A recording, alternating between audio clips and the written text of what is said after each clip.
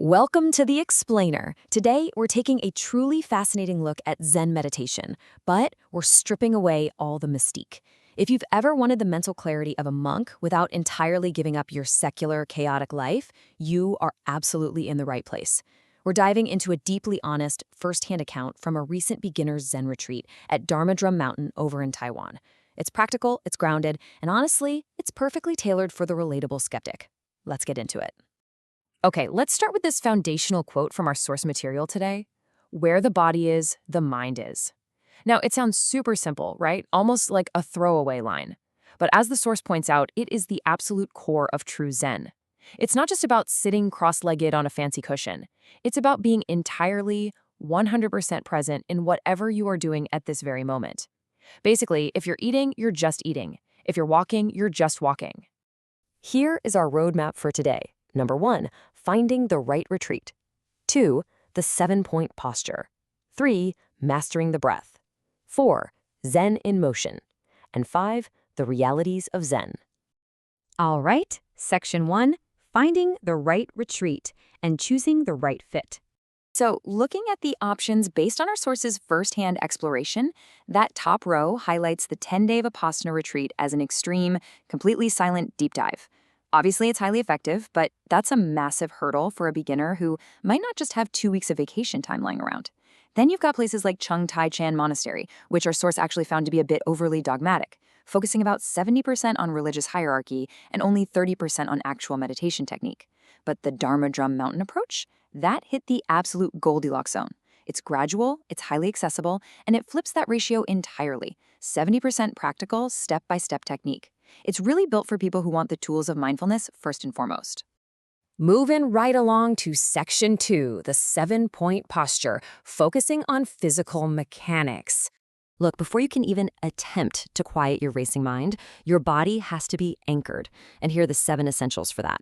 First up, legs crossed. And hey, a single lotus is perfectly fine if the double lotus is too painful. Second, the spine must be perfectly straight. Third, keep those shoulders completely relaxed. 0 tension. Fourth, the head is straight with your chin tucked just slightly inward. Fifth, let your hands rest gently in your lap, left over right, with the thumbs just barely touching.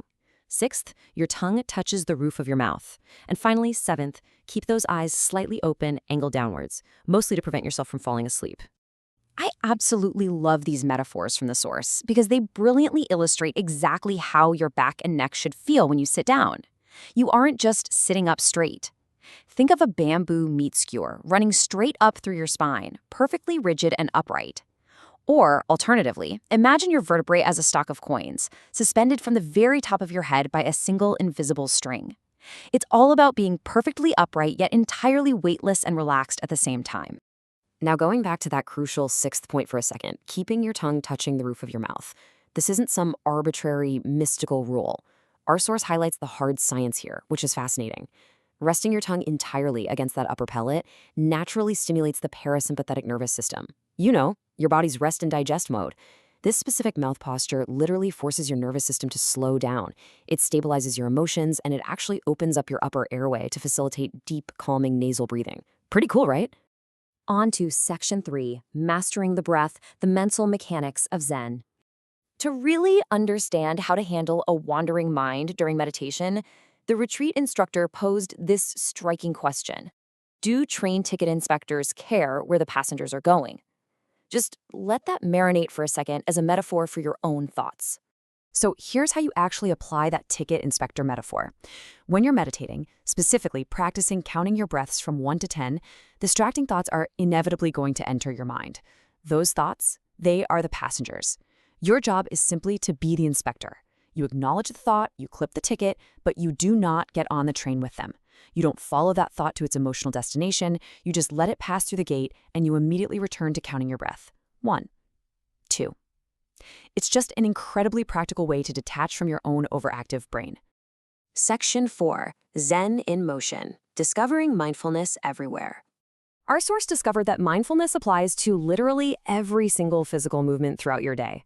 For example, when practicing walking Zen, you move at about 10 times a slower pace than normal, actively feeling the precise weight transfer from heel to toe. When standing, you keep the knees slightly bent, very much like Tai Chi. Even sleeping gets categorized. The bow posture, lying on your right side so you don't compress your heart, is used for deep overnight sleep. Meanwhile, the corpse posture, lying flat on your back, is perfect for quick 10-minute restorative naps. The source even noted that doing this slow walking right after a meal was a game changer for stabilizing blood sugar and completely wiping out that afternoon brain fog. Which brings us to a massively important takeaway. Slow is smooth, smooth is fast. By intentionally slowing down your physical movements to a near crawl, you are essentially forcing your racing, anxious mind to slow down right along with it. Think about it. You simply cannot maintain a panicked, frantic mental state if your physical body is moving with extreme, deliberate slowness. To really illustrate the power of this focused movement, our source shared this amazing anecdote about Master Sheng Yen, the founder of Dharma Drum Mountain. At 70 years old, while visiting the Vatican, the master climbed this grueling, exhausting staircase consisting of 551 steps. And while all of his younger aides were panting and totally exhausted, the 7-year-old master reached the top without breaking a single sweat, with his breathing completely normal. No way, right? Well, when asked how he managed such a physical feat at his age, his secret was pure Zen. First, he focused entirely on the immediate step his foot was taking. Second, he completely ignored how far he'd already climbed, literally stripping away the past. And third, he ignored how many steps were left to go, stripping away the future. He existed entirely in the present action. And because his mind wasn't burdened by the exhaustion of the past or the dread of the future, his physical body was able to perform effortlessly. Finally, Section 5, the realities of Zen, taking a grounded look at the whole experience. Now, our source is also very clear about the distinction between the wisdom and the dogma. The wisdom is undeniable, right? Practical mindfulness, living in the present, mastering the nervous system. But they also noted immense frustration with the rigid dogma that still accompanies these retreats. Things like being forced into 5-point physical prostrations to bow to statues, dealing with strict religious hierarchy, and being constantly corrected on the exact millimeter placement of their hands. It really highlights the friction between seeking practical mental tools and navigating ancient religious frameworks. Which leaves us with this final, highly provocative thought. Can you extract the profound, practical benefits of Zen without having to adopt all the religious dogma? Our source's journey suggests that yes, you absolutely can. You can take the breathing, the posture, and that incredible mental focus and seamlessly integrate them into your modern life.